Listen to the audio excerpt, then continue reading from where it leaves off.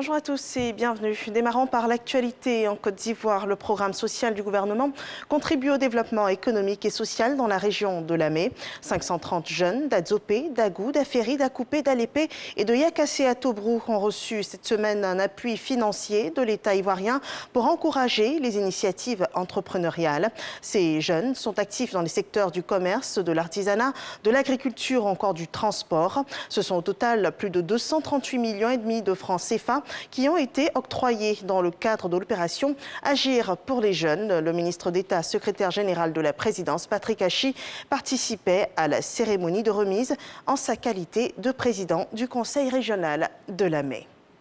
La politique d'autonomisation de la jeunesse concerne également les start-up. Un fonds spécial de 500 millions de francs CFA est mis à disposition des entrepreneurs ivoiriens par le gouvernement pour les accompagner dans leur parcours. Des précisions sur ce sujet sont données par Cheikh Koné. Ils sont jeunes, ils débordent aussi bien d'énergie que d'idées innovantes. Mais dans leur parcours entrepreneurial, très peu de startups rencontrent le succès. La raison, le manque de financement et d'encadrement, une difficulté qui vient enfin de trouver une issue. J'instruis les services de mon département ministériel à l'effet de la mise en place d'un fonds spécial pour vos startups. Et ce fonds va s'élever dans un premier temps à 500 millions de francs CFA.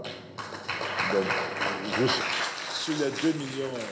J'ai bien noté qu'il y a 2,3 millions d'euros que vous cherchez à mobiliser. Donc le département du ministère de la Jeunesse va mobiliser 750 000 euros comme fonds de départ.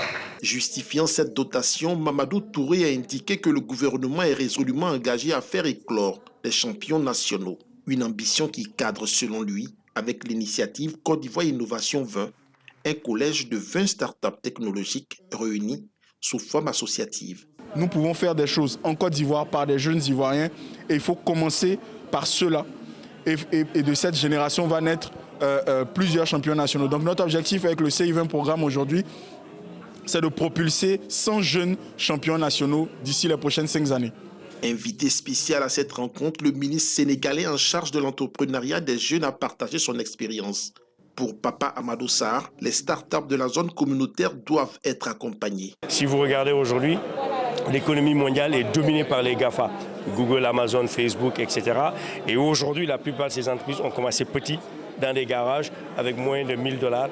Et c'est ce que nous voulons, que le Sénégal et la Côte d'Ivoire, et l'UEMOA de façon globale, accompagnent les startups et les PME à devenir les futurs champions de l'Union. Les deux ministres ivoiriens et sénégalais ont annoncé une synergie d'action pour dynamiser l'écosystème des startups.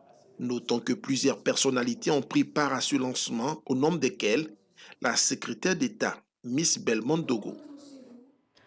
L'accompagnement du gouvernement s'étend au secteur du vivrier. 129 organisations de commerçants de 8 régions bénéficient d'un plan d'action du programme de soutien économique et social et humanitaire. Un plan d'aide initié par le gouvernement ivoirien pour relancer la production nationale qui subit en ce moment les effets du coronavirus. La lutte contre la pandémie de coronavirus après le Sénégal, le Ghana et le 7e pays africain a entamé sa campagne de vaccination.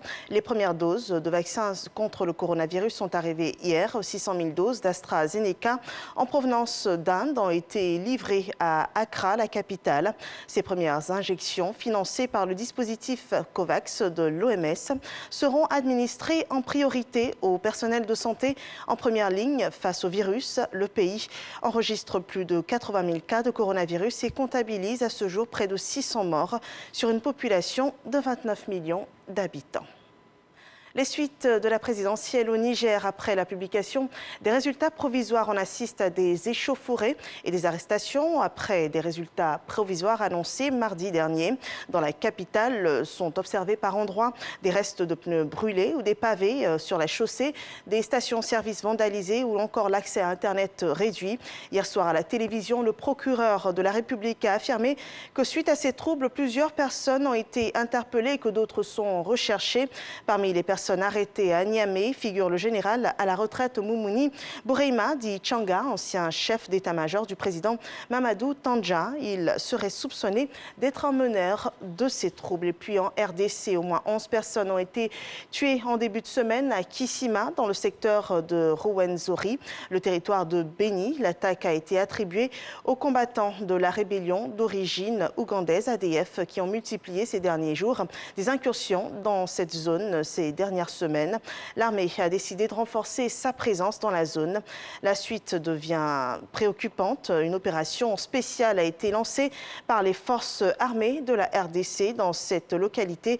L'armée veut s'attaquer non seulement à ces combattants de ADF, mais aussi aux milices locales appelées Maïmaï, qui se seraient illustrées dans des attaques contre les cibles militaires en particulier. C'est la fin de ce flash d'information. Un prochain point à 13h. Portez-vous bien.